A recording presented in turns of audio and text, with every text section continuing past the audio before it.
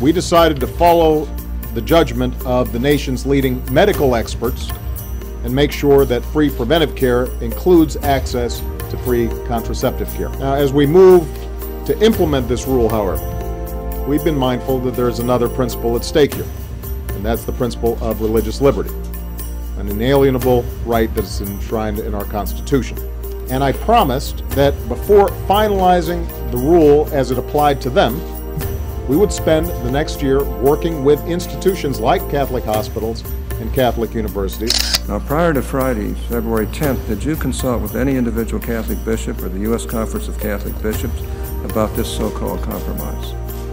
I did not speak to the Catholic bishops. Okay, that's all I want to know. Can government decide which religious beliefs are acceptable and not acceptable? No, sir. Why are you defining some religious organizations as acceptable for the full exemption and others as only religious enough to qualify under some other defined Again, we were guided by the exemption that was in place. We didn't invent this exemption. Do you agree with me that government cannot force certain religious beliefs on its citizens? Yes, sir. And why can they not do that? Why can government not force religious beliefs? What's the basis of that? The separation of church and state. Well, the Constitution, right? The First Amendment. Did you or anybody at HHS conduct or request any analysis of the constitutional or statutory religious freedom issues? That's a simple question. Well, we certainly had our legal department look at a whole host of legal issues. Did you ask the Justice Department? I did not, no, sir. I want to talk about balancing religious liberty with whatever else you think it's appropriate to balance it with, because you use the word balance. Which of those three tests is the appropriate test for us to use when considering religious liberty? Again, Congressman, I am not going to wade into constitutional law. Friday, you finalized those rules as I understand it. I have that final rule really right here.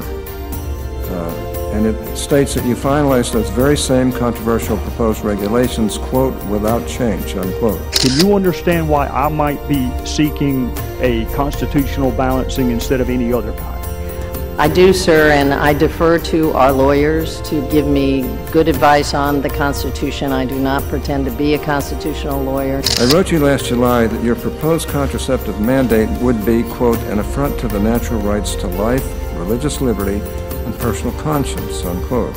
I know for the record that your response to my letter completely ignored this issue. And I promised that before finalizing the rule as it applied to them, we would spend the next year working with institutions like Catholic hospitals and Catholic universities. Never before in our nation's history has religious freedom been so blatantly undermined.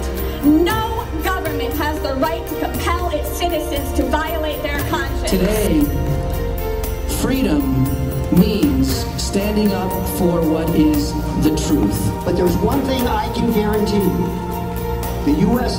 federal government does not have the constitutional privilege to force you and all of us to engage in behavior that we know to be contrary to fundamental faith.